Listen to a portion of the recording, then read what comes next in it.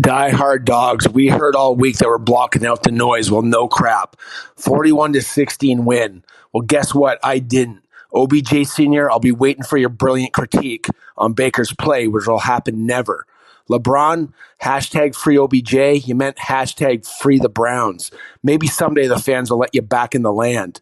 Steve Smith Sr., we heard what you said on Thursday Night Football, but you don't have any Super Bowl rings to block your big pie hole, so shut up. Zach, Blake, Josh, Justin, tell me what's going on. Let's go, Brownies. Woo, woo, woo, woo.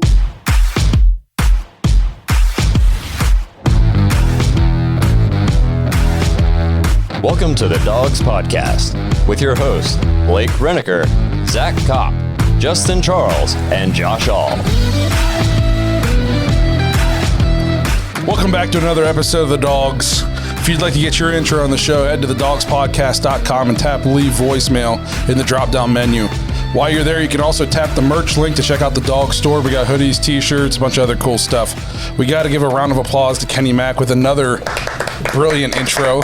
Speaking for Browns Nation, I think he's speaking on behalf of just about everybody. Browns laid a smackdown, bounced back in a huge way this week in a must-win situation. Before we get into it, remember to check us out on Facebook, Instagram, Twitter, and TikTok.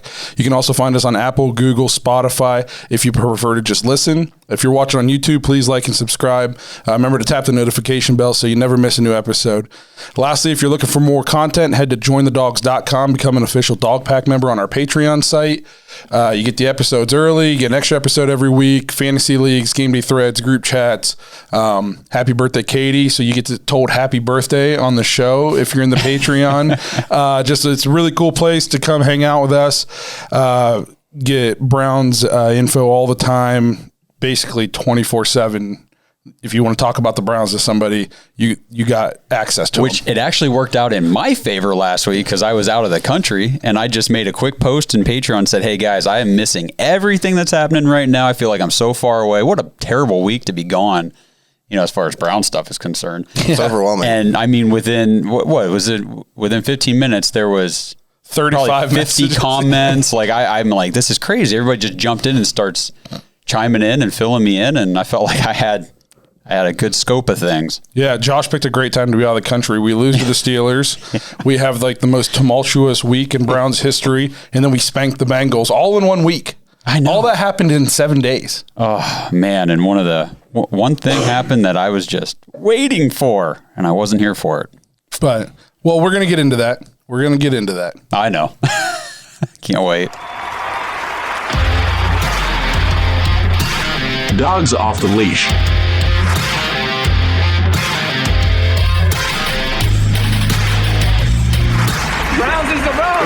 So like we said, Browns bounced back in a huge way. 41-16 win over the Bengals. It wasn't even that close.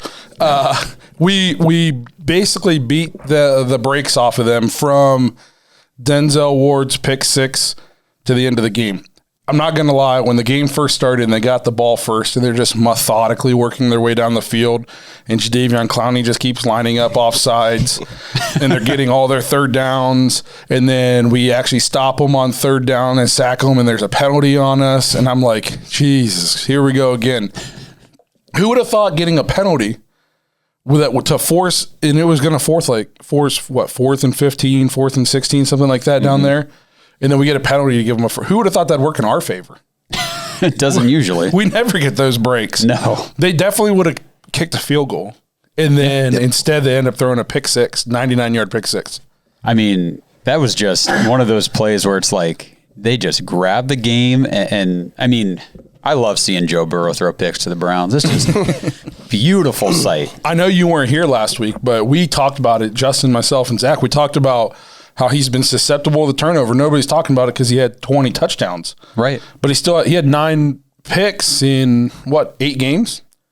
Yeah, I think so. So, I mean, I think now after this game, he leads the league in interceptions. Man, that's a league with Trevor Lawrence, too. Yeah, and Zach Wilson. Sam Darnold, yeah. So, I mean, I'm not sure that I'm just guessing about the lead. I thought I heard it, but I wasn't. I don't know. I think Sam Darnold is really after that one. I mean, he's up there though. He's got 11. It's hard to have more than 11 right now. You've only played 9 games. Sam does 3 a game though. So when he's playing, when he's a little he was banged up when you were out. He had a concussion. But it seems like Joe Burrow. I mean, I think he gets a lot of hype because he throws the ball a lot, but they're not always great throws. No, he's good. Let's not be crazy. He's good. No, I'm not saying he's not good. But there's something about me and Justin were talking about this on the way up. Like Tom Brady, no matter what, when he played people in his division, when he played the Dolphins, he just murdered them. Yeah. That's kind of like this. The Bengals are Baker's Dolphins, if that makes sense, if you can work that. Yeah, what is he now, 6-1? That's why. So last week I didn't pick us to win, but it had nothing to do with our offense. I thought the offense would look great even after looking like dog crap against the Steelers. I didn't think the offense wouldn't look good against the Bengals. One, they just give up 400 passing yards to a guy nobody's ever heard of. Right. So I wasn't sold on their defense, and then 2. That's just what Baker does. Baker could be in the midst of the worst stretch in his career, and he'd play the Bengals, and throw 4 touchdowns. It is like the timing of everything with what's going on with the Browns was perfect because there is no better get-right game than the Bengals for Baker Mayfield. Yeah. And the thing is, Cincinnati. In Cincinnati. I didn't even worry about the away part of that. I was like, I don't really care where they're playing. He's going to go. And the thing is, he was 14 of 21.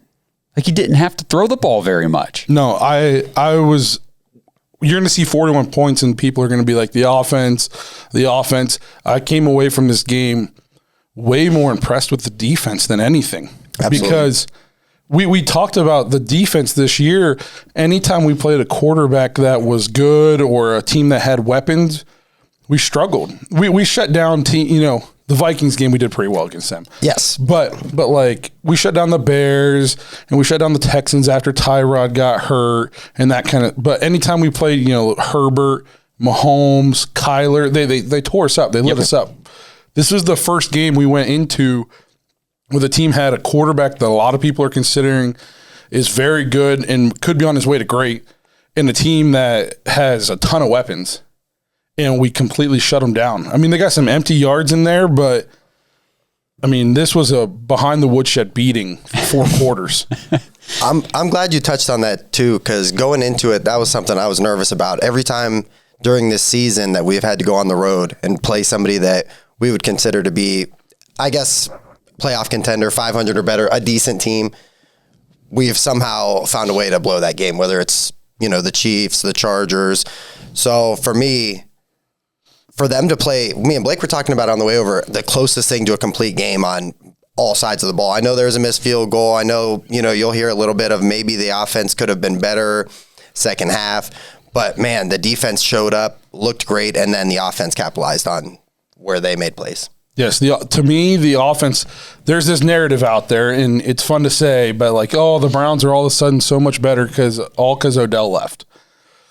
We were handed short fields all game, and we scored a defensive touchdown. The defense played way more into this to me than the offense. The offense did what they were supposed to do. When you get short fields, and you get 3 turnovers, you're supposed to go score points off of them. So obviously, credit to the offense. They did what they're supposed to do. I'm just not buying into the narrative that all of a sudden our offense is fixed and we're Super Bowl favorites because one guy left the team. I'll buy that narrative. Okay, I'm not buying that all day long. I'm not buying that. You on that. I'm not buying that. But what I will say is they looked good. The offense looked good, and that was the best game that they've had all year. Maybe the Chargers game. It was not the best game we've had all year. I don't know, man. The Chargers game? Chargers, Chiefs. Yeah. I will say the ease with which Nick Chubb racked up massive yardage was awesome. I mean, he had a good game. There was we were on a 3rd down, I think, and it might have been 3rd and 6 or something like that. So it was kind of a lengthy one, and he kind of got hit after a yard. It looked like okay. Still busted off, and then he cut through, and next thing you know, he's 20 yards downfield, and I'm like, see, when Nick Chubb does that kind of stuff, our offense is just humming. It's just humming because what are you going to do? You're going to stack the box, okay? Play action, we'll boot out. Baker. I think Baker took that billboard personal, which was really stupid on Cincinnati's part. I mean, I thought it was funny. You can say whatever you want about Baker, and I say don't give him bulletin board material. well, that too. You know what I mean? Legit bulletin board. Well, and then I read the billboard a little closer, and it was like more accurate than a Baker Mayfield pass. And I'm like, so if you're saying Baker's not very accurate, you're saying you're not very accurate, just better than him. So, like, I don't understand what, you know what I mean? Like, if you really think about it. And also, again, say what you want about Baker this year.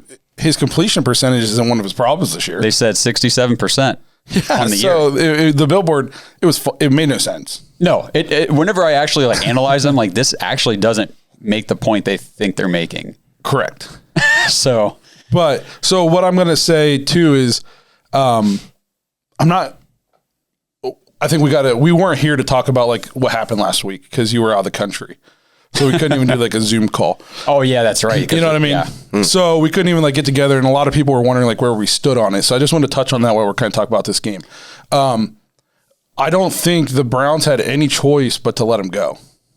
Yeah. No way. They had to. No matter what, whether you think he orchestrated it or you don't think he orchestrated it, whatever, it doesn't matter. They just didn't have any other choice. They were left no choice whenever he didn't call anybody. The damage was done. Yes. So it's all they could do. And so even people who were like pro Odell and down on Baker or vice versa, as an organization, it was literally their only option. I mean, I think it was like the very next day after everything kind of came out, there was the news report that Stefanski informed the team, prepare to not have him the rest of the season. Yeah, so like that, it happened quick. Like, I don't know what was said behind those doors, or not said maybe, right? Because he wasn't communicating, but they knew it was over. And it was kind of good to see from the Browns too. Whether I thought Odell or Baker, whatever. But remember when Josh Gordon was a problem and Hugh Jackson was like pumped to get him back during Hard Knocks? Oh my gosh, every year. You know what I mean? It was kind of like the difference in the Browns between then and now. I mean, Odell's, whether you think he's good or not, he was open all the time. And we still were like, get rid of him. Like that. Yes. I think that is a good sign that as soon as somebody becomes a problem for the team, you remove the problem. Yes. And that's something that the Browns have, like you said, have not done in the past. No, if they thought you were any good at all, you could. I mean, Johnny Manziel was lost for 3 days. Yeah, and he still got to be on the team. So it was good for the organization. It was their only option. Yeah, it was always talent over team, and now we're team over talent. Now, do I think the passing game is perfect now? No, but it never has been, and that's the thing. I'm not buying like the whole. Everybody is like, see, Odell's gone, and just look how much Baker's played better than he did yesterday a couple times. One of the time was when Odell was on the team. He only completed 14 passes. In the second half, he was sub 50% completion for under 100 yards. So let's not pretend like all of a sudden the passing game. Yeah, but you got to remember in the second half, you can't really count too much of that because they were running the clock in the last quarter. We attempted more pass attempts in the second half than we did the first half. We did? Yes. 8 attempts in the first half, 13 or 14 attempts in the second half. So there was a point in the second half where our offense, take away Nick Chubb run, was bad. It was like 28 yards, 4 yards, -6 yards, 15 yards. And then we had the touchdown drive to Njoku. Which that pass was sick, especially the one to DPJ. So see, now that's that deep downfield passing where why hasn't that happened yet this year? Like, you know what I mean? Yeah. Like those connections to guys that are down the field. It was beautiful though. It was nice. So I'm very curious to see too. To me, this was a perfect stepping stone though, because Baker did have some big time throws. The big throw to DPJ in the first half when he was wide open. The throw to DPJ on the sideline. Oh, and the hell of a catch. Yes. Yep. Wow. The touchdown to Njoku was a throw that I felt like Baker was afraid to even try like the last 3 weeks. He wasn't even that open. He had that confidence yesterday where it's like, I'm putting it right on that back shoulder. Yeah. I mean, any other position on that, and it's either knocked down or picked. Yeah, and then he had a throw to Schwartz on like a 20-yard dig that was really nice. I thought the throw out to the flat to Bryant was great. Yes, so he had some really nice throws. And what about the one to Chubb too, where Chubb just kind of ran that route out to the sideline? Are you talking about the one where he's wide open? Yeah, and Baker's going through, and he's like, "Oh wow, he's open." So that was actually, I was just about to bring that up. To me, maybe was his best play, at least in my opinion, because if you watch, he started all the way left. Yes. And he looked here, and then he looked here, and then he looked here. Chubb was literally like the fourth or fifth guy he looked at that point. Yeah, and that's why he was so open, too. And that was things we haven't seen. Now, was it because Odell was on the team? If it was, that's insane. All of a sudden, your eyes are working better because this guy... How could Odell affect you that much when you weren't even looking at him half the time? The thing is, you're not... Well, I have seen some stats, too, but it doesn't matter. I mean, you either think it affected him or you don't. Either way, he's gone. The biggest thing, too, though, that scares me, though, is if it was affecting him that much, can we never upgrade? Well, the thing, and also we got to look and see what happens tomorrow, because tomorrow he's going to get claimed by somebody probably, or sign with somebody. Or to the Seahawks. Yeah. And the thing with Odell, too, I heard that he was already telling like teams that, that have the waiver priorities right now, don't claim me because I won't play. Oh, he said if the situation's not right, I'll just get surgery or whatever. Yeah, no, he's like, I'm good. Yeah. I won't. It'll be a situation. Well, I don't think he's making a good... Yeah, I just don't think he's laying good groundwork for himself. Here's the thing, though. In Odell's situation, you have to put yourself in his shoes. He literally can't afford to go to another bad spot. People are already talking about how he's a bum. He can't afford to go to the Lions and play with Jared Goff. He can't. Yeah, but what if he goes to a great team with a great quarterback and he still sucks? Well, that's on him, though. He wants to be able to control that destiny. I know. I kind of do hope he gets to go where he wants to go. And then that way he has no excuses if it doesn't work. Like, did you ever get to watch the video? I did. Yeah, I finally did. It was bad. It was, but what was worse is that his dad put it together, or somebody put it together. A third party put it together. And it was ready to go. And the dad just posted it. The third party came out and said he never intended for that to happen. He just puts videos like that together.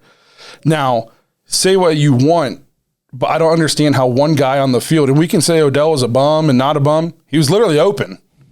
So it doesn't make any sense how one guy who's open could affect the throw to this guy on the other side of the field.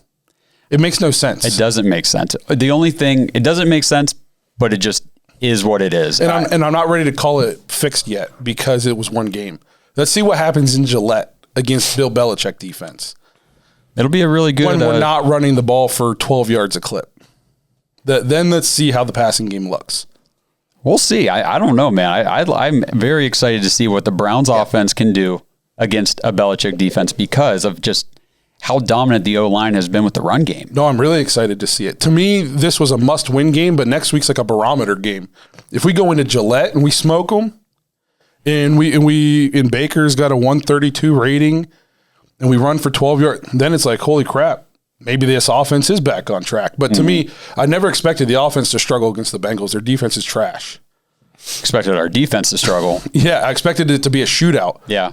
And I did not know 17 points would win this game. That's not what I was expecting at all.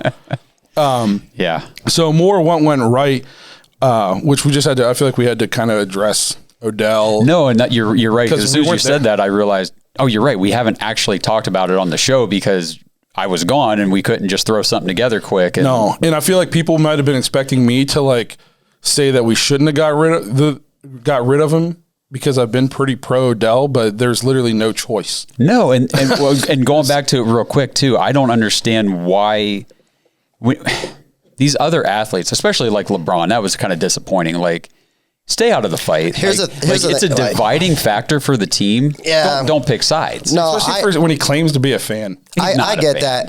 Here's the thing, though. Like with situations like that, where you have these guys are friends and stuff like that. If Blake had something important going on in his life, I would post some stuff. All I'm saying is he was looking out for a friend there. I'm not defending LeBron. I'm just saying, hey, and he wasn't the only celebrity. I mean, literally, there was football teams wearing free Odell. Damian Lillard. Yeah. Minnesota came out in warm-up shirts that said free Odell. Here's the thing. The video, to me, especially when it came out after the Steelers game, which you got to watch now, the Steelers game was terrible. I watched through half of the third quarter. It was like the most disappointing loss in a while. Yeah. And there's no denying he's open. Now, is he the first read, blah, blah, blah? I don't know. If he wasn't the first read, he probably should have been. That's probably part of his frustration. Two, there are definitely plays on there where he's looking right at him and he throws the other way. On one, he throws over him to somebody who's double covered. Eventually, you're going to get frustrated. Yeah, well, so the thing is that marriage never worked. It just never worked. Now, I'm sure there's fault on both sides. I mean, Odell, there was some blame on him, some blame on Baker. Either way, some blame on the coaching staff, play calling, whatever. It wasn't working. So the whole free Odell thing is like, okay, fine, free him because he's not happy. It's not working. We're frustrated. Let's just move on from that situation. And, it's kind of sad it went the way it did, but, super frustrating. The thing that worries me now is, so can we not upgrade the receiver room? Because and before people are like, well, Odell wasn't that good. He was open. No. So now, like, if DBJ starts to ascend, can we not? Do we have to like be quiet when we talk about how good he is, so Baker doesn't feel pressure to throw it to him? I feel like just because of the way things happen, there had to have been some other stuff going on, maybe behind the scenes between those two. I don't buy that. Well, I'm not saying you have to buy it. I'm saying there very well could have been. And I honestly do think if the Browns would have drafted somebody like a Rashad Bateman, a good route running young Studley rookie who's younger and just trying to make his way in the league, it might be a little different story. But so, like, say Devontae Adams. Yeah, I don't know. I don't know. You're right. And if you can't add Devontae Adams to your team, there's a problem. So, just for perspective, that's my concern. The Packers couldn't have him yesterday either. Just for for the other side of that, and I don't necessarily agree with this or not, but I did read an article and they said that Odell was kind of like loose on his routes. Like he'd kind of like work his way open. Romo said that too at one point. Yeah. And they kind of compared him to like a Chad Ochocinco who kind of did the same thing. Now the difference was, man, you had the quarterbacks that you had in Cincy that they were just kind of winging the ball. Anticipation. I don't know if like Baker's not that kind of quarterback where he needs it to be, hey, you're at this spot where you should have to be every time. Like if it's a situation like that, it makes sense. I guess it all depends on like the wide receiver, if that is the case. Yeah. If it's that important to Baker. The biggest thing too is that we'll never know how much he was doing that because we don't know the play call. Right. We don't know the route. Right. The route, anything. Tony Romo can say, but I watch a lot of, he says a lot of stupid stuff. You know what I mean? Obviously, the dude has forgotten more about football, especially offensive football, than I've ever known. But man, even people on Twitter yesterday were like, did Tony Romo prepare for this game? Like he's just saying things that are just so far wrong. It's not even, I don't know. Tony Romo, sometimes he just talks to talk. But that is kind of his job, I guess. Yes, yeah. But no, so we'll never know. Right. But it just, I'm worried that like, is our QB's mind so fragile that we can't have a dominant number one receiver because then he'll feel pressure to throw it to him and now his whole game's off. Are we always going to have to be the team that just like our leading receiver has 37 yards? Well, see, I don't buy that Baker's mind is fragile.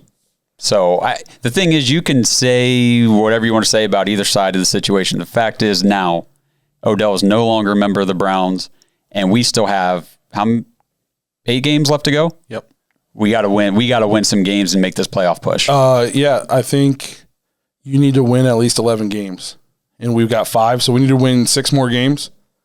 Yeah. And we got 8. So let's go. And it's kind of nice with the AFC's getting weird right now. Like people are super weird. I've been saying it for some weeks. You know what it's I mean? not that good this year. The Ravens keep squeaking out these wins. I think it's good. They're beating up each other. I think they're everybody's beating each other up. Yeah. I think I heard today on ESPN in the AFC, it's like 12 of the 16 teams or whatever are 500 or better. Well, they said 2 weeks ago the Bengals had the number 1 seed. Now they're in last, I'm pretty sure. Now they're last in our division. Yeah. With 1 loss or 2 losses. Yeah. No, they're 5-4 now. Yeah. You mean like the Jets? I see. Yeah. We're 2 back-to-back losses. Yep. That's all it takes. So the Browns are very much still in this thing. We just have to keep tacking up wins, piling them up. And we're going to talk about how important the next one is when we're coming up. So obviously, DPJ, do we need to get him more involved? Because he was great, but he had 2 catches. Yeah. So do you think it's a good thing where DPJ has 2 catches for 80 yards because 60 of them came on a bomb, and then the rest of our receivers, like nobody had more than 2 catches or something? Landry led the team with 3, it looks like. For how many yards? Wasn't it like 11? Yeah. 11, and I guess we can wait and throw this in the wrong, but what was that pitch? Oh my God. Like, dude, you're at the goal line. What are you throwing the ball on the ground for? Yeah, that's your number 1 guy, Josh. He's the number one guy now. That argument is settled. Yeah, that's your argument. That was just one of those plays where it's like, what are you doing? But I do think they need to get DPJ more involved. Now, as far as route running, I haven't heard much analysis on that or evaluated anything. But when it comes to making difficult catches, I mean, he knew he was getting rocked on that catch down the sideline toward the goal line, and he held onto that ball, and he got rocked. So this is what makes me a little nervous in the pass game. Maybe, I don't know. I guess we'll see how it goes. But Donovan Peoples-Jones, leading receiver, 2 catches, 86 yards. You have to go down 1, 2, 3, 4. The next 4 leading receivers on the team are not receivers. The next leading receiver was Anthony Schwartz with 1 catch for 15 yards. At least yardage-wise. Obviously, Jarvis had that. But you know what I mean? And then Austin Hooper with 2 for 14, and then Jarvis 3 for 11. So it's like we saw this kind of offense against the Chiefs in the playoffs last year. It scored 17 points. I know, but you also saw this type of offense a lot last year. I mean, Baker never hyper targets anybody. There's nobody who just absolutely dominates the target column, in a box score with the Browns, because it just doesn't happen.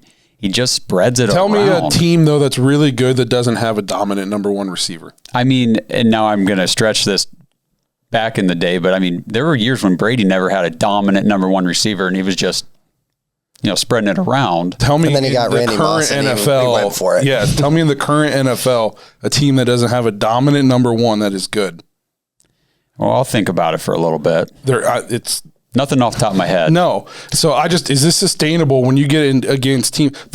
When you get into the playoffs, you're most likely not going to be running the ball for 12 yards a clip. Ask the Ravens. Right. You know what I mean? So is this kind of pass game sustainable? Well, and the thing is, and I'm not saying whether I think it is or not before everybody I'm throwing the question into the ether for people to put in their input. It's just, is this sustainable to where your second leading receiver had 1 catch for 14 yards? Well, and something that's missing from this box score too, that I was going to ask you guys, because I watched a very Spark Note version of the game today. Mm-hmm. Where was Rashard Higgins yesterday? He only played 3 snaps. What is going on? I started him in fantasy because I had so many injuries. I grabbed him on a team too because I thought, he's going to get at least 8 targets probably in this game. Maybe he'll have 5 catches for who knows? Nothing. What is going on? So to me, it's the system we're running. We use the tight ends and stuff a lot, but they don't get much separation most of the time. So I don't know. You guys tell me, can this win a Super Bowl? Because I'm on record saying I don't care if we're good and we win 12 games. That's not my goal. Will we win 3 or 4 playoff games and win this Super Bowl? Is this the kind of offense that can do it? Where you have no clear-cut number 1. Correct. And I will just, as a note, say we have no clear-cut number 1 at week 9, going into week 10. Who knows, though? I mean, DPJ could very well emerge throughout the second half of the season. Or maybe Rashard Higgins does get more involved. I'm not really holding out too much hope for Anthony Schwartz at this point. I don't know, though. I do think this is probably the offense we're going to see this, 2 receptions, 3, maybe somebody gets 4 or 5 in a game here and there, but that's about it. Because, like I said, again, we're going to have to be able to open it up a little bit if we get to the playoffs. Ravens came into all these playoffs, number 1 rushing team. Teams took away Lamar's rushing. They couldn't throw.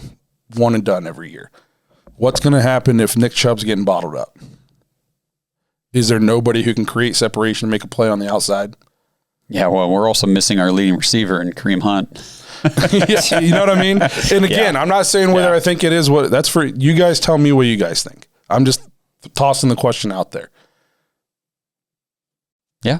I mean, I'm interested to hear what people have to say. But so we've talked about the offense a lot, but I started off this show by saying I think the most impressive part of this game was our defense. Yeah, let's go there. So let's get into the defense here. I think maybe I'm speaking for Browns country when I shouldn't have. Browns fandom, when that opening drive started, it was like, God, this is going to be a long day. And then Denzel picks them off. And then they go right back down and score again. They ran more plays in their first 2 drives than the Browns ran the entire first half. Wow. They had the ball. They ran 20 plays before we ever got the ball. We only ran 15 plays in the first half. It was a while until we got our offense out there. Yeah. So, and it was like, man, are we ever going to get off the field? And then we started forcing turnovers. Denzel played his best game as a Brown, in my opinion. That was a very good. He did very well yesterday, man. Especially, I mean, Jamar Chase, Higgins, those guys are good. Yes, very good. And he's been playing not good. Yeah, Denzel Ward had been struggling badly this year. He'd been struggling. He'd been coming off injury. Yeah. And to step in and play like he did, I mean, this was a signature type game for him. Absolutely. I said if it's not his best game, he had that game as a rookie where he blocked the field goal against the Ravens and then picked them off at the goal line. I think that was the game that we killed him with Nick Chubb and Freddie Kitchens and stuff like that. But other than that, this is by far his best game. Yeah, these are now, not that you expect Denzel Ward to have this type of game every week, but you expect 70% of this or 60% of this on a weekly basis. He's your number one corner. You expect if they're going to pick on your number one corner for him to make them pay sometimes. Johnson had his best game as a Brown. Interception, forced a fumble. I said last week on the show, I felt like we were playing him out of position. I heard today on the radio, this was the game that he played the most, either in the box, either in the slot or like within a certain amount of yards of the line of scrimmage. We played him more in the position that he was when he was in LA. We had him, there was less of him being 20 yards off the ball, playing back there. Yeah. We put him in the position. So good job to you, Joe. Listen to the show. Good friend of the show. And you put the guy in the position for him to utilize his skills the best, which is why you brought him here in the first place. And he had his best game.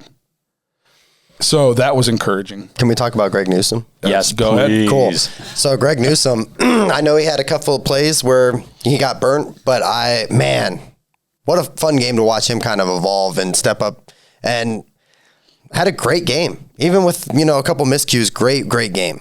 Really happy with both cornerbacks. And, you want to talk about Troy Hill? Yes. Just keep it going. Is he our best tackler? Seriously. With JOK out, yeah, maybe. He makes nice tackles all the time. 3 sacks yesterday, right? Yeah. What was it? The first Browns player ever with 3, right? Or not ever, but 3 cornerback. Yeah. 3 for a cornerback. He was awesome. Greg Newsome was awesome. Yep. Myles got another, sack and a half? Sack and a half, yep. Clowney was good. It's just... when he lined up, not in the neutral zone. Yeah. I was just going to say real quick, keeping with that secondary, I think AJ Green is proving to be a good filler when guys need a spell, like when Ward ran 99 yards for 6, you know what I mean? So he was out the next series. I mean, AJ Green, when he's on the field, I think he holds his own pretty well. Absolutely. No, he was graded pretty high, I think. A lot of our guys were graded real high. Some guy we kind of skipped over on the offense real quick. We'll backtrack. White Teller. Yeah. Killing people. Oh, sign that guy. Yeah. I know. We need to keep him. Do not let him go. Don't let any of this line go. I know. Oh, man. It's just so good. He was doing things yesterday to other professional defensive linemen that you see happen in high school games. Yeah, with a guy who's going to a D1 school versus, a kid who... going to work at the gas station. It was unreal what he was doing out there. He was graded at, I think, 94 something, highest grade of any player in any game or something crazy. And he does that. I feel like he does that on the regular. Yeah. It's noticeable when he's not there. Yes. He needs re-signed because he's not old. You know what I think he's 26 or maybe he's got years ahead of him to continue to maul people. Which we're trying to get Wyatt Teller on the show, by the way. So Wyatt, if you're watching, but no, I said this either last week or the week before. It is more noticeable when Wyatt Teller doesn't play than when our starting quarterback doesn't play. That's how valuable he is. Well, that's because our run game is our identity. And when you take out a key cog in that, that wheel, it's It just doesn't go. Very fair. Yeah. So back on the defense, we had to talk about Wyatt before we forgot, because you couldn't watch that game and not talk about Wyatt Teller. Yeah. So defensively, there's still things about our scheme and like stuff that drive me nuts. But if you look at points per game, which ultimately is what it comes down to, we've given up. Yesterday, we gave up 16. Last week, 15. Week before, 17. And then we had 2 rough weeks. Then it was 14. So out of our last, 7 games, 5 of them, it's been 16 or less.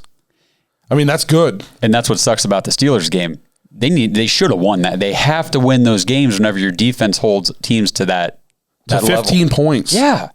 That last week you picked a good week to be out of the country though, because it was a depressing week. I know. When I finally got Wi-Fi access and saw the score, I was like, I don't even want to. I'm not looking at Don't anything. let this ruin my vacation. Yeah, right. It was terrible, but the defense points per game wise, it's kind of coming together a little bit.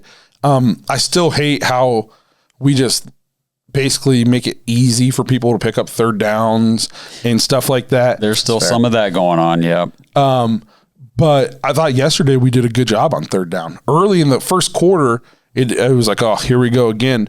But I think for the game, we ended up being pretty good. I'm trying to pull it up right now, but I think they were under 50%. And they did a really good job, I thought, of whenever the pressure was getting to Burrow, not letting him get out and make a play. I feel like they kept him where they need to keep him and forced him either into a bad throw or a sack or something.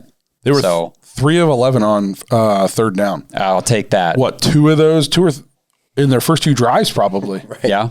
So for the rest of the game, maybe they were like 1 of 8, 1 of 9. Yep. It's like we really settled down after those first 2 drives. Yeah. And a lot of people said too, that second drive, it's tough on the defense because they were just out there for a whole drive. They were super gassed. Oh yeah, for sure. I mean, Denzel was sucking oxygen. Yeah, he didn't he didn't even come in until they were like inside the 10, I thought. The other, had drove all the way back down the field. So, I mean, they really settled down. I want to say too, I think watching that game yesterday, what do you guys think? I felt like Anthony Walker played the type of game that I was hoping he would play whenever we signed him. I was like, I kept seeing him in plays. I kept hearing his name. He was making tackles. Even when things didn't go his way, I want to say he had like a hit on like third down on like Mixon or something like that, and Mixon kind of squirted by for like a half yard and got the first. He was there. He was there at the line, at the first down marker trying to make the stop. So, I mean, I just felt like collectively the whole entire defense. Yeah, there was one too, I remember specifically where it was P. Ryan that was running the ball. Mm-hmm. And maybe that's who it was. Maybe it was P. Ryan. And we actually hit him like a yard before the marker. Yeah. It was on third down, and I'm like, oh, good, we're going to stop him. But he had the momentum. He was able to drive his legs and push his way, past the first down. But we were there, and it was like a solid hit. Yep. Just couldn't get him down, and he was able to use the momentum to go. But yeah, those kind of plays, because before they'd be missed tackles. Oh, missed tackle, 10 more yards. Yeah, 6 yards. Yep. At least 6 yards. So if they're picking up, first downs that way, okay, fine, you earned it, but you got to earn it. We can't just give it to them. I agree. So I was happy to see that. Yep. Sacked Burrow 5 times, forced him into 2 turnovers. I think I said that we needed to try to make him feel uncomfortable, and some Cincy fans thought that was funny, like he was unfazable or something. Make that claim now. Yeah, how did that go? Because he definitely didn't look comfortable. We sacked him 5 times. We hit him how many other times? I mean, people were like, Tony Romo was saying they should take him out. They eventually did take him out. Like, people were fearing for his life.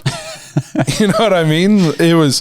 That's the way the defense needs to play, aside from basically one opening drive. Yeah. And so kudos to the defense. Joe Woods isn't off the hook yet, but to me, the biggest thing was it's just so many times this year when we've played a good quarterback, we've gotten diced. This is the first time where we went into a game that I was fully I thought we were going to have to score 40 to win because they were going to have 35, 38. Yep. You know what I mean? I did not expect to keep them to 16 points. Not at all. No, me either. We kept them to 16 points, and it wasn't like the typical Browns game where they only scored 16 because we had the ball 45 minutes and they had it 15. They had the ball 11 more minutes than we did. That's actually that's a good stat to really. You know what I mean? It's crazy. Yeah. They had the ball 35 minutes to our 24 minutes, and we still held them to 16 and scored 41 So points. we were And still had more yards. yeah. So we were very efficient with our. I mean, it possessions. helps too when you get a pick six. John Johnson returns his pick to the 5. I think the fumble was on their side of the field.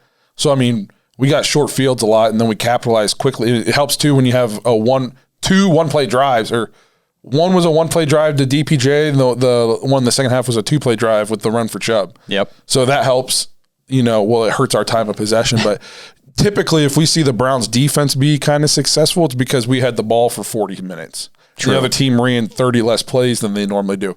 This time, that wasn't the case. No. The Bengals ran, how many plays did they run? Total plays. They ran 70 plays. We only ran 46. That is awesome. That they ran almost double what we ran And scored 16 less than half of what we put up. Yes. And I mean, go ahead and take away Denzel 6. I mean, we still scored, 35.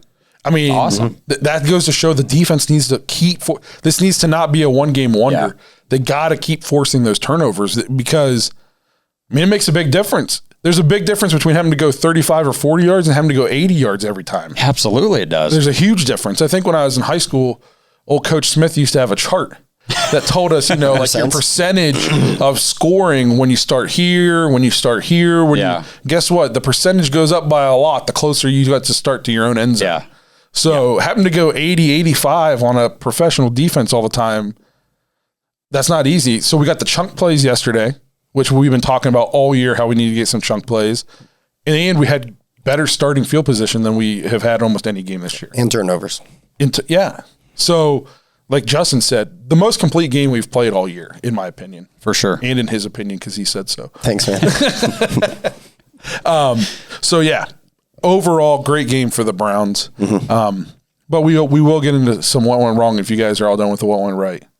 Yeah, man, I'm just floating on high over here. It's just such a great game. All around great game for the Browns. Tons of what went right. Anything that we say went wrong is going to be nitpicking, so stay tuned. Before we get into the what went wrong, though, I got to remind you guys to check out Symbol. Head to symbol.com/dogs, DAWGS. When you use that promo code, you're going to get $10 free on the website to use in the stock market for sports. Also, your deposit is 100% refundable up to $500 right now for your first 90 days. Jump on there. If you want to play, you're going to buy stock in different sports teams. We're partial to the NFL, but they got NCAA, they got NBA, they got MLB, they got all kinds of stuff on there. You're going to jump in, you're going to buy stock. If something goes wrong and you're terrible at this and you lose all your money the first day, you're going to get it all back. It's risk-free, 100% refundable deposit. So you can put in $1, $400, $500, you're going to get it all back. There's no risk. So if you got $500 extra that you can let sit around for a couple weeks, throw it in there. Who knows what's going to happen? They also have pick 3 leagues. If you want to join the pick 3 league just for fun, now would be, you can get in. You're probably not going to win now, but but I'm just going to be straight up honest with you. You're probably not going to win, but if you want to jump in and test out your skills against us, you're going to hit teammates in the lower left-hand corner. Then in the upper right-hand corner, you'll see join/create league. Tap that button and then look for our league. It's the Dawgs Podcast. Once you join, you're going to pick 3 games against the spread every week. At the end of the year, whoever has the most points is going to win a free Browns jersey. I think the leader's at like 17 now. So that guy's going to have a stroke, and you're going to have to get every game right for like the rest of the year to even have a chance. So again, you're probably not going to win. Anything's possible. Yeah, but if you want to jump in, just hang out with us on the pick 3. We'd love to have you. Again, check out the stock market for sports, though. 100% guaranteed deposit right now. You can't lose any money. It's a ton of fun. Good chance to win money. Check it out. Promo code DAWGS, DAWGS, symbol.com. Play the stock market for sports. In the doghouse. Listen, let me say something to you as a friend. You suck. So that still gets me every time. So, like we said, if there's going to be anything bad this game, it's going to be nitpicky. I think the one thing that isn't nitpicky, to me, whenever I think what went wrong in this game, penalties. We continue to be an extremely high penalized team, penalized, and I can't explain it. Especially too, a lot of our penalties are pre-snap. Yeah, the big, I know there was a lot that happened, but the big one that keeps standing out to me was when DPJ made that nice catch down around like the 1 or 2. And then a couple, we had like a penalty or maybe 2, I can't remember, but all of a sudden it was 1st and goal from like the 12. I'm like, what happened here? You know what I mean? Like that's a killer. That percent, yep. First quarter, we had 2 or 3 offsides are lined up in the neutral zone. Pre-snap penalties are killing us. When Zach was here last week, he talked about we were number 2 in the league in pre-snap penalties. Yeah, that's just undisciplined. People can say the Browns have been getting gypped on calls, which I'm not going to argue with because again, yesterday we saw a roughing the passer. Did we? Oh my no! That was so. The league. I'm going to go on a tangent. Let's do it. The league needs to do something about roughing the passer because it's not just against the Browns. I was watching. What game was it? Might have been the Rams game last night. The Rams or the Titans got 2 roughing the passers. Second one, maybe he got him up high around the neck a little bit. The first one was awful. They just gave him 15 yards.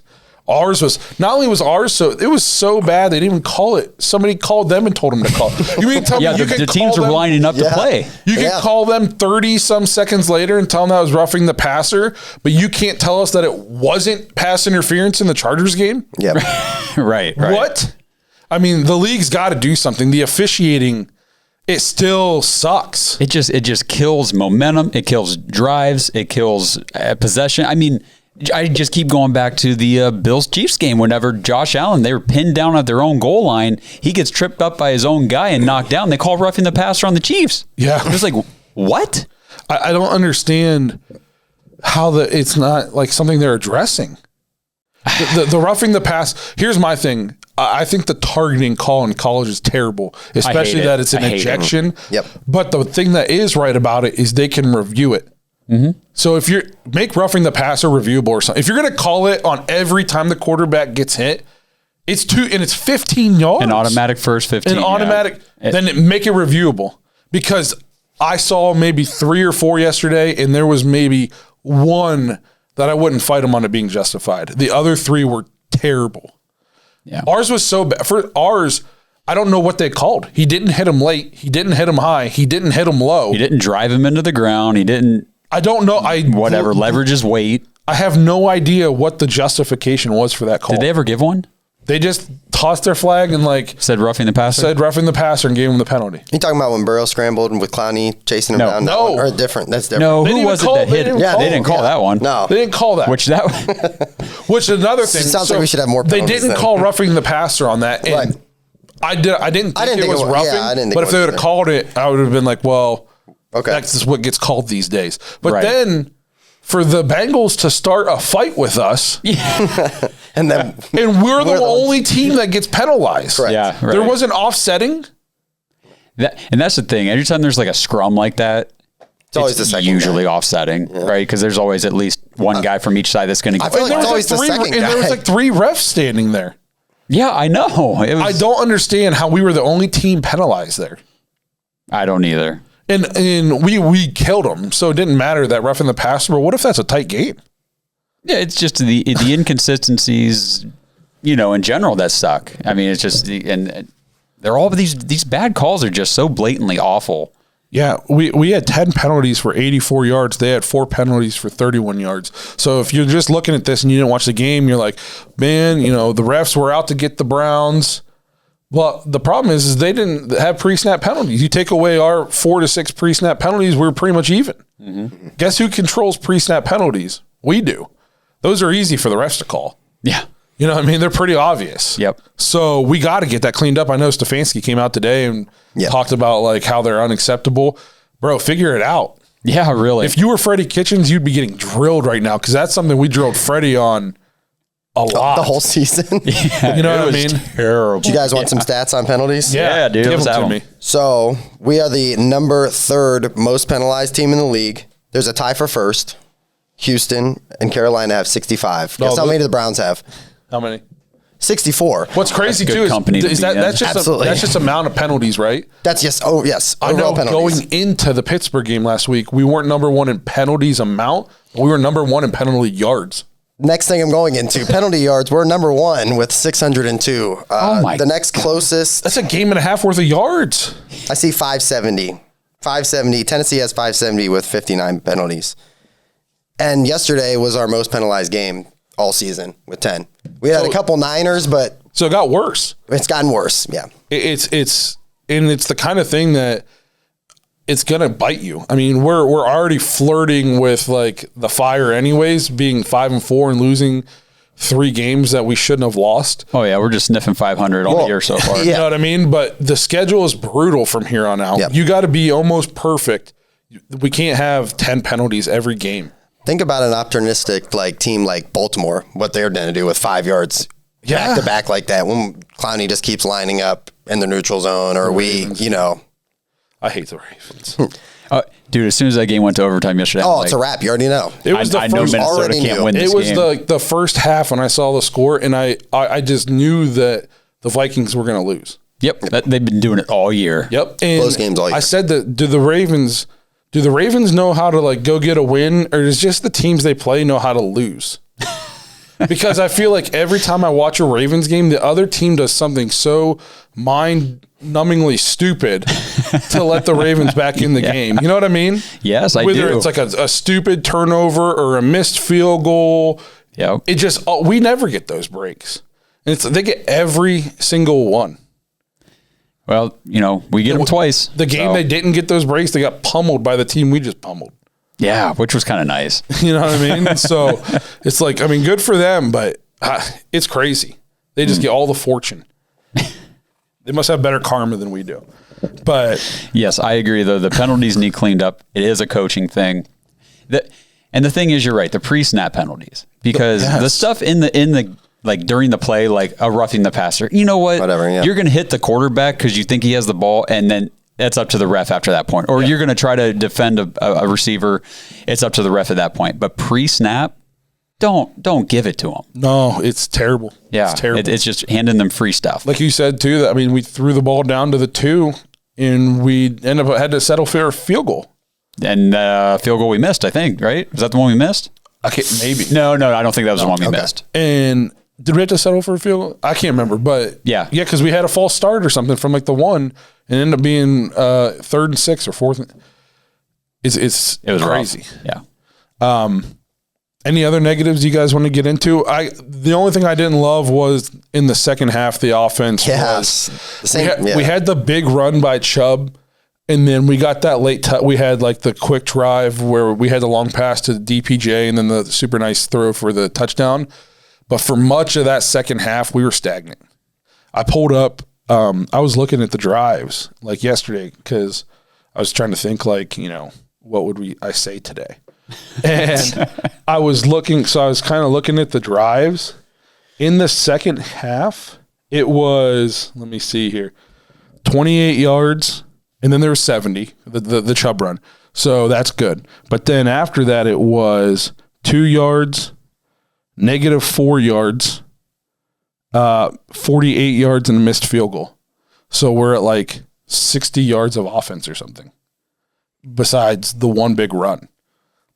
Yeah, the big run's nice. You can't count on a 70-yard run. We got to be, even if you're not going to score a touchdown on it every drive, but 2 yards, -4 yards, 28 yards and a punt. Like, I don't know. I'm not saying it was terrible, but that's why I'm not one of those people. Like, there's a lot of people out there who they think we're winning the Super Bowl now. And I'm not one of those people. I need to see it I need to see it consistently because, like I said, at one point in the passing game in the second half, we were like 4 of 11 for 50 yards. And we got bailed out that Nick Chubb ripped off a 70-yard run.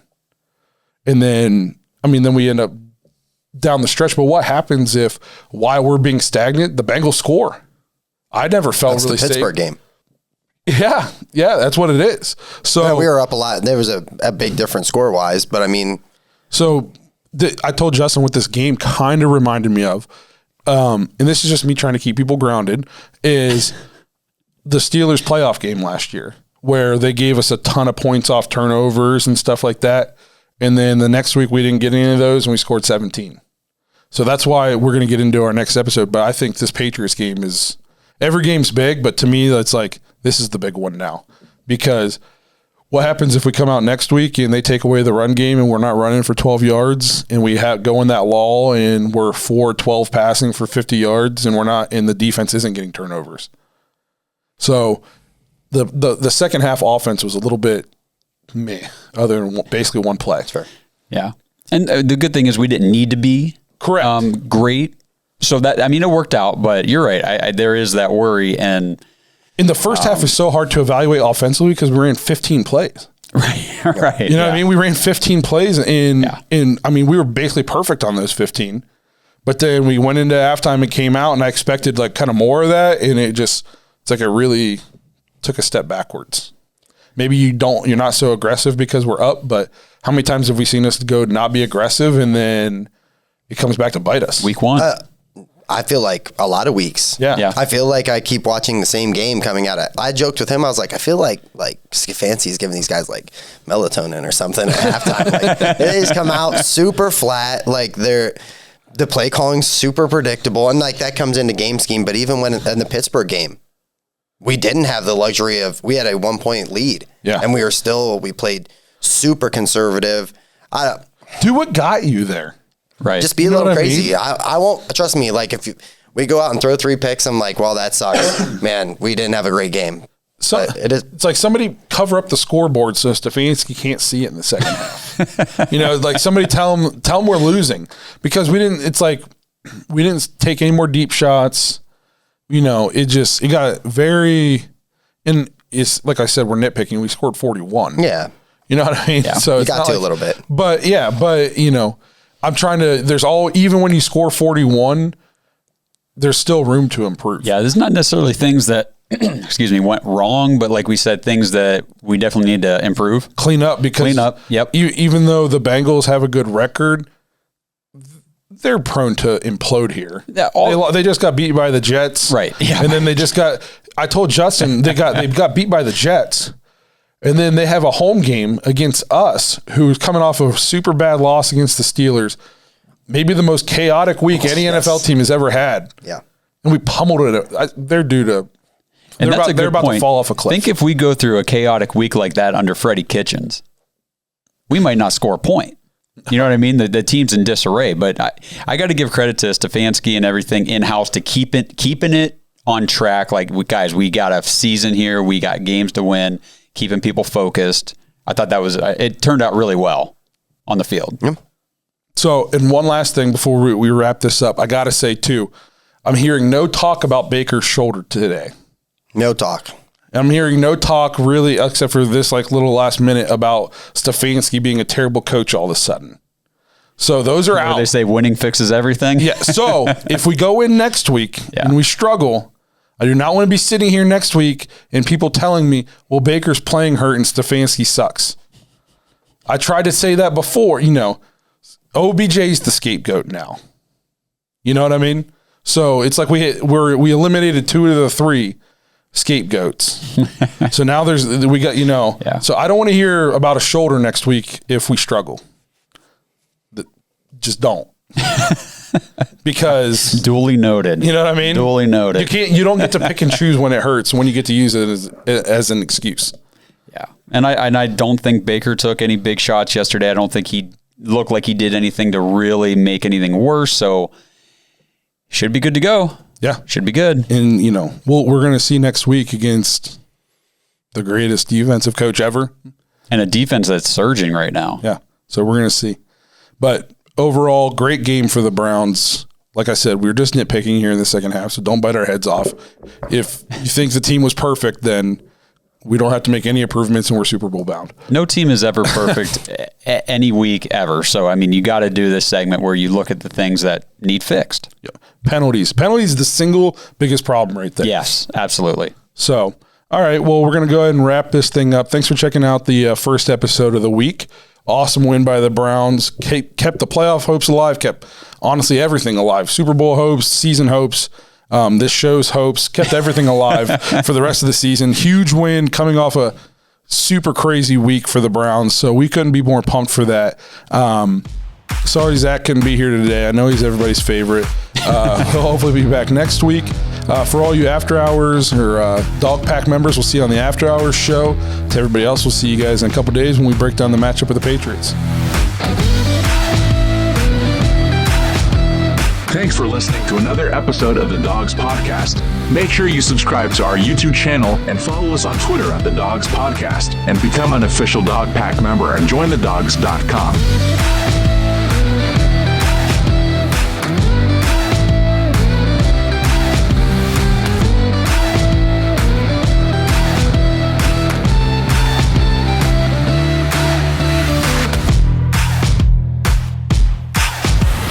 I forgot to mention this on the recap. I thought Felton, it was limited what he was doing the other day, but when they get him involved, the guy is very shifty. I think he should touch the ball a little more. Like a lot more, I think. I think they should just line him up in the slot and let him go. And this is a Stefanski thing, but he just loves the tight ends. So it limits the and I like your tight ends too, but it really limits our explosiveness sometimes.